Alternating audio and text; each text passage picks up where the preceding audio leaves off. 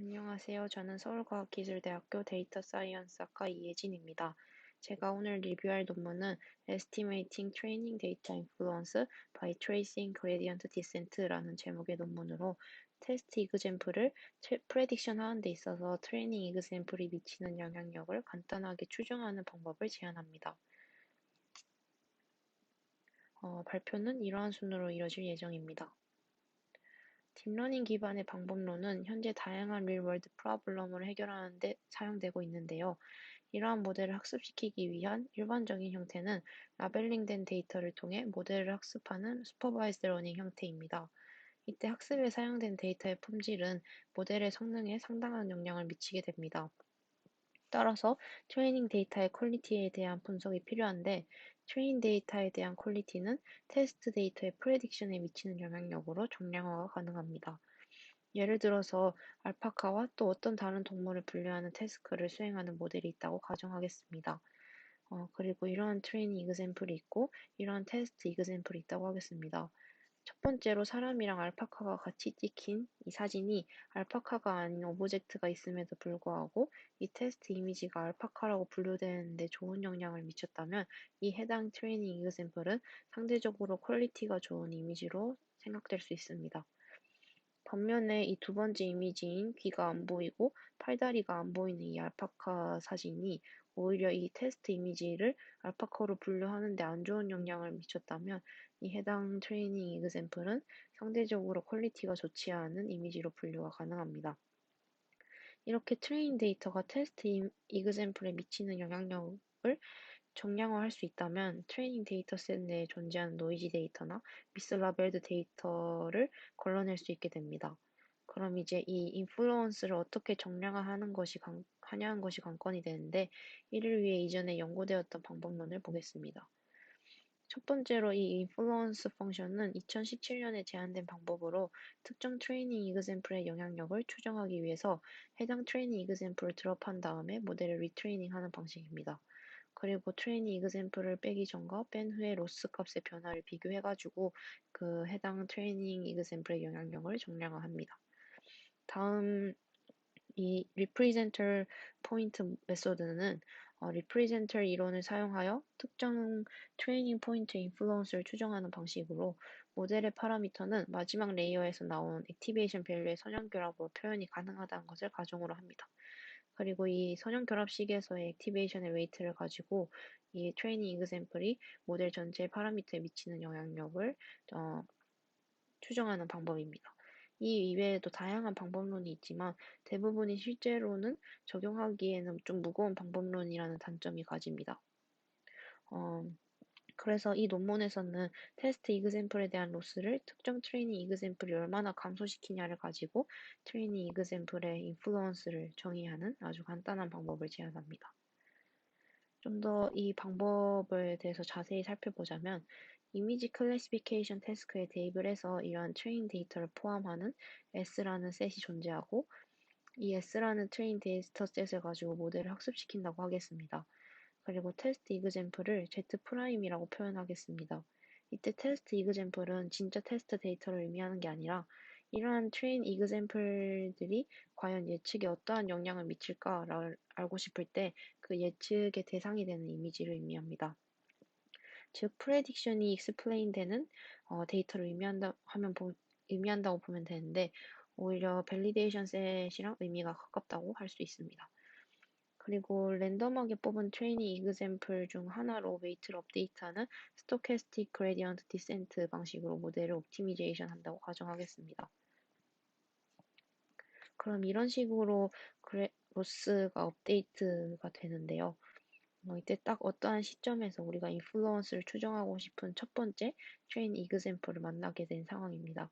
이때 이 Z1이라는 이그샘플을 통해서 웨이트가 업데이트됐고 그 덕분에 로스가 0.4 정도 작아졌다면 이 Z1의 인플루언스는 플러스 0.4로 정의합니다. 그리고 마찬가지로 어떤 이터레이션에서 Z2를 만났고 Z2로 인해서 로스가 플러스 0.2만큼 증가를 했다면 Z2의 인플루언스는 마이너스 0.2로 정의해 줍니다.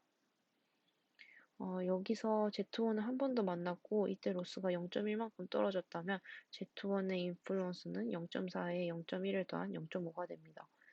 그러니까 특정 트레이닝 이그샘플이 변화시킨 테스트 이그샘플에 대한 로스의 변화량을 다 더한 게 해당 트레이닝 이그샘플의 인플루언스가 됩니다. 이걸 수식으로 나타내면은 이런 식으로 적을 수 있습니다. 그러니까 특정 이터레이션 t에서 z라는 트레이닝 이그샘플을 만났더니 로스는 어느 정도로 변했고 그 로스가 변한 만큼을 다 더한 게 해당 트레이닝 이그샘플의 인플루언스가 되는 것입니다. 네, 지금까지는 배치 사이즈가 1인 경우에 대해서 살펴봤는데 일반적으로는 1보다 큰 미니 배치 단위로 웨이트를 업데이트하는 경우가 많습니다. 그래서 이러한 경우를 고려해주기 위해서 논문에서는 로스 펑션을 first order approximation 해주는 방법을 사용합니다. 이 1차 근사식이 어떤 건지부터 잠깐 살펴보면 1차 근사식은 선형 근사로 리니어 펑션을 사용해서 복잡한 구조의 펑션에 대한 근사값을 구하는 방법입니다. 이 그림처럼 non-linear 펑션 fx가 있다고 하겠습니다. 그리고 어떠한 점 a에서 이 fx 함수에 접하는 접선 펑션을 이렇게 구한 상황입니다. 그리고 우리는 이 a랑 엄청 가까운 a 플러스 h라는 값에 대한 이 f a 플러스 h 값을 알고 싶은 상황입니다. 이때 이 fx 펑션이 꽤 복잡한 식이라면은 여기다가 a 플러스 h를 바로 대입을 해서 구하는 거는 꽤나 컴퓨테이션 코스트가 큰 일이라고 할 수 있습니다. 그래서 어차피 이 h가 엄청 작은 값이기 때문에 이 접선 펑션에 a 플러스 h를 더한 구한 값이나 실제 값이나 큰 차이가 없을 것이라고 보고 이 접선을 통해서 이러한 근사값을 구해줌으로써 컴퓨테이션 코스트를 줄이는 동시에 줄이고자 한 게 first order approximation입니다. 근데 대부분의 경우 모델의 웨이트가 업데이트돼서 움직이는 이 크기인 이 스텝 사이즈가 매우 작기 때문에 로스 펑션을 1차 근사식으로 표현하는 게 가능해집니다. 어떻게 되냐면 앞에서 보여드렸던 예시랑 똑같이 그냥 현재 시점의 웨이트랑 업데이트된 웨이트가 매우 가까우니까 이 접선식에 업데이트된 웨이트를 대입해주면 WT 플러스 1에 대한 로스 값에 대한 이 근사한 값을 이 식을 통해 구할 수 있게 됩니다. 이때 앞서서 배치 사이즈가 1일 때 특정 트레이닝 이그샘플에 대한 인플루언스는 이러한 식으로 구할 수 있다고 말씀을 드렸는데요. 이 노란 텀에다가 이 근사식을 넣어주고 쭉 전개를 하면은 이런 텀을 구할 수 있습니다. 이때 옵티마이저를 뭘 사용하냐에 따라 이 텀이 달라지기 때문에 인플루언스를 정의하는 식도 옵티마이저에 따라서 조금 달라질 수 있습니다. 이 식은 스토캐스틱 그레디언트 디센트 옵티마이저를 사용했을 때에 대한 인플루언스 식을 나타냅니다. 여기까지 해서 특정 트레이닝 이그샘플의 인플루언스는 어떤 트레인 로스의 그레디언트와 테스트 로스의 그레디언트의 다 프로덕트로 나타낼 수 있다는 것까지 알아봤는데 이것 또한 배치 사이즈가 1일 때의 특정 트레이닝 이그샘플에 대한 인플루언스를 구하는 식입니다. 그럼 이제 이걸 미니 배치 내 이 트레이닝 이그샘플 Z가 속해 있는 상황에서 이 Z의 인플루언스를 구하는 식을 이렇게 일반화가 가능합니다. 이 일반화된 식은 위의 식이랑 크게 다를 게 없습니다. 위의 식은 미니 배치 사이즈가 1이라서 이 ZT와 Z가 같다라고 표현이 되어 있는데 사실 의미로는 이 ZT도 미니 배치라고 볼 수 있습니다. 이 아래 일반화된 식에서는 배치 사이즈가 1보다 큰 미니 배치이기 때문에 Z가 미니 배치 BT에 속한다는 기호를 사용하는 겁니다. 그래서 결론은 특정 트레이닝 이그샘플이 속한 미니 배치 BT가 사용된 이터레이션마다 이 Z의 인퍼런스를 구해주고 누적함으로써 최종적인 트레이닝 이그샘플 Z의 영향력을 구한다는 뜻입니다. 그럼 이제 이렇게 미니 배치 단위로 업데이트할 때 특정 트레이닝 이그샘플의 인플루언스를 계산하는 식을 이렇게 구해줬습니다. 근데 여기서 문제는 트레이닝 이그샘플이 사용된 이터레이션마다 이 웨이트 벡터를 계속해서 추적해줘야 되는데 이런 방법은 긴 트레이닝 프로세스를 가질 때에는 사실상 프랙티컬하지 않다는 단점을 가집니다. 그래서 이 논문에서는 트레이닝 프로세스 중에 현재 시점의 모델 파라미터를 레귤러하게 저장을 해서 이 인플루언스를 계산하는 휴리스틱한 방법을 추가적으로 제안합니다. 그럼 어떻게 이 인플루언스를 휴리스틱하게 구하는지에 대해서 좀 더 자세히 말씀드리겠습니다. T1번째 이터레이션부터 TK번째 이터레이션마다 저장한 K개의 체크 포인트가 있다고 하겠습니다. 이때 이 체크 포인트에는 각 이터레이션에서의 모델의 파라미터를 담고 있습니다. 이때 원문에서 제안하는 휴리스틱한 방법은 이 왼쪽 식으로 인플루언스를 구하자는 겁니다. 휴리스틱한 방법을 쓰기 전의 식이랑 뭐가 다른지 보면은 휴리스틱한 방법을 쓰기 전의 식은 이렇게 특정 트레이닝 이그샘플 Z가 거친 이터레이션에 대한 모델의 웨이트를 가지고 그레디언트를 계산해 줬는데 이 체크 포인트를 저장해서 인플루언스를 계산하는 식은 트레이닝 이그샘플 Z가 거친 이터레이션이든 아니든 이런 걸 무시하고 그냥 어떠한 이터레이션 i에 대해서 이 Z가 Z 프라임에 미치는 영향력을 계산한다고 보시면 됩니다. 좀 더 이해를 돕기 위해서 그림으로 설명을 드리자면 기존의 방법은 앞서 보여드렸듯이 이 그림처럼 이 Z가 거친 이터레이션에서의 인플루언스를 계산해 줍니다.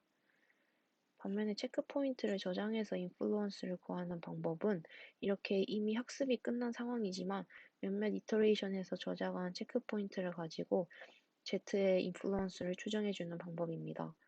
이 그림처럼 세 번째 이터레이션에 해당하는 모델을 저장했다고 가정을 하고 이 모델에 Z1 이그샘플을 넣어서 웨이트를 업데이트하게 된다면 테스트 이그샘플에 대한 로스는 어떻게 변할 것인지를 계산을 해서 이 Z1의 인플루언스를 계산합니다.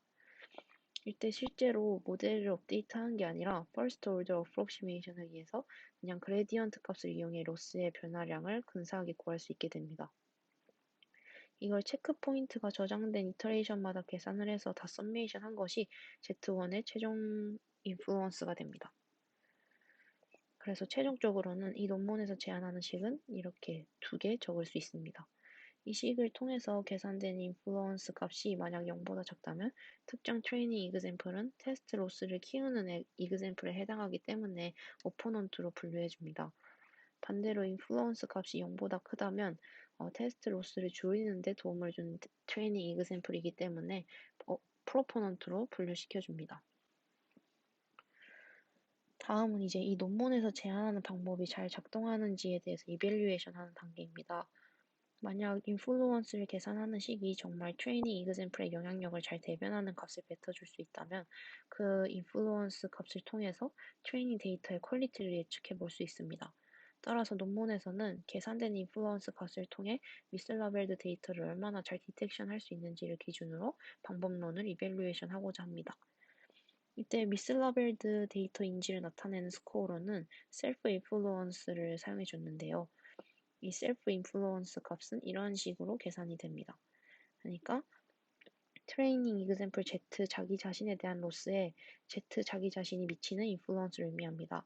즉 테스트 이그샘플과 트레이닝 이그샘플이 동일한 경우에 인플루언스를 뜻합니다.